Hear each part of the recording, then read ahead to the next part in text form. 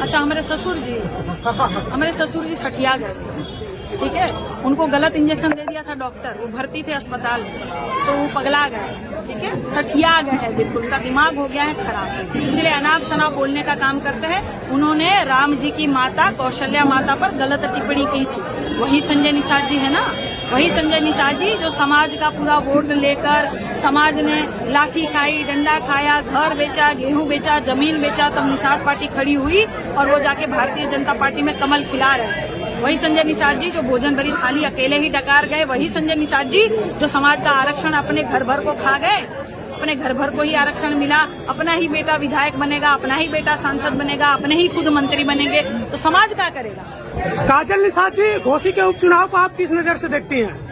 बहुत अच्छे नजर से देखते हैं भैया, बहुत बढ़िया चुनाव चल रहा है, जन समर्थन हमें मिल रहा है। अगर आप देखेंगे अभी हमारे आदरणीय चाचा जी आए थे, आपने देखा कि कितना जन समर्थन मिल रहा है, दूर दराज से लोग आ जाते हैं सुनने के लिए, देखने के लिए। हमको भी खूब प्यार आशीर्वाद मिलता है, हमारे समाज का भी और सर्व समाज का भी। यहाँ से हम चुनाव जीत रहे हैं, भारी से भारी मात्रा में जीत रहे हैं। माननीय सुधाकर सिंह जी यहाँ से समाजवादी पार्टी के प्रत्याशी है और यहाँ से वो चुनाव जीत रहे हैं। लेकिन विपक्ष के बड़े बड़े नेता भी कैंपिंग कर रहे हैं, क्या लगता है रिजल्ट किस तरफ जाएगा?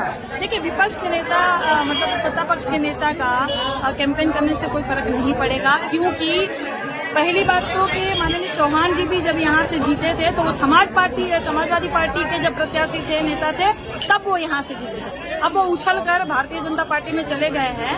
जनता की सेवा करनी चाहिए, 5 साल उनको जनता की सेवा करनी चाहिए, लेकिन वो 15 महीने में ही पार्टी छोड़कर भाग गए हैं। तो जनता अच्छी तरह से समझ गई है कि अभी बाहरी को भगाना है, घर वाले जो बेटे हैं उनको जिताना है। इसलिए माननीय सुधाकर सिंह जी यहाँ से भारी मात्रा में जीत रहे हैं। संजय निषाद भी मजबूती से लगे हैं, आप ही के क्षेत्र से आते हैं। कौन संजय निषाद जी?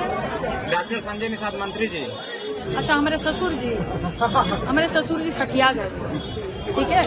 उनको गलत इंजेक्शन दे दिया था डॉक्टर, वो भर्ती थे अस्पताल में, तो वो पगला गए, ठीक है, सठिया गए हैं बिल्कुल, उनका दिमाग हो गया है खराब, इसलिए अनाप शनाप बोलने का काम करते हैं। उन्होंने राम जी की माता कौशल्या माता पर गलत टिप्पणी की थी, वही संजय निषाद जी है ना, वही संजय निषाद जी जो समाज का पूरा वोट लेकर समाज ने लाठी खाई, डंडा खाया, घर बेचा, गेहूं बेचा, जमीन बेचा, तब निषाद पार्टी खड़ी हुई और वो जाके भारतीय जनता पार्टी में कमल खिला रहे हैं। वही संजय निषाद जी जो भोजन भरी थाली अकेले ही डकार गए, वही संजय निषाद जी जो समाज का आरक्षण अपने घर भर को खा गए, अपने घर भर को ही आरक्षण मिला, अपना ही बेटा विधायक बनेगा, अपना ही बेटा सांसद बनेगा, अपने ही खुद मंत्री बनेंगे, तो समाज क्या करेगा। समाज क्या करेगा भैया। बड़े बड़े पोस्टर में सिर्फ बाप बेटे का ही फोटो होगा, तो समाज का फोटो कब होगा।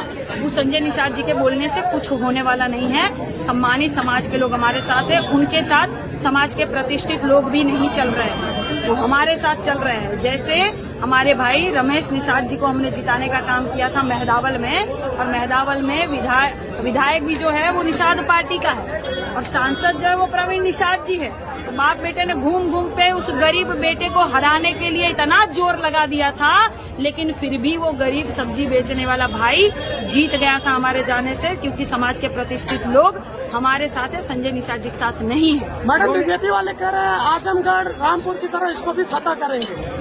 अगर ऐसा होता तो पहले चौहान जी समाजवादी पार्टी से ही प्रत्याशी थे और जीते थे, यानी कि समाजवादी पार्टी से जो भी प्रत्याशी आएंगे वो जीतेंगे। और घर के बेटे हैं सुधाकर सिंह जी, वो बाहरी हैं, सब लोग अब बाहरी को बाहर का रास्ता दिखाने का काम करेंगे और घर के बेटे को जिताने का काम करेंगे। घोसी विधानसभा हमेशा समाजवादियों की रही है, इस बार की लड़ाई काफी कड़ी है, क्या बचा पाएंगे आप? हमेशा समाजवादियों की रही है, जब आपने अपने मुखमंडल से बोला ही है भैया, तो तथास्तु ऐसा ही होगा, हमेशा समाजवादियों की ही रहेगी।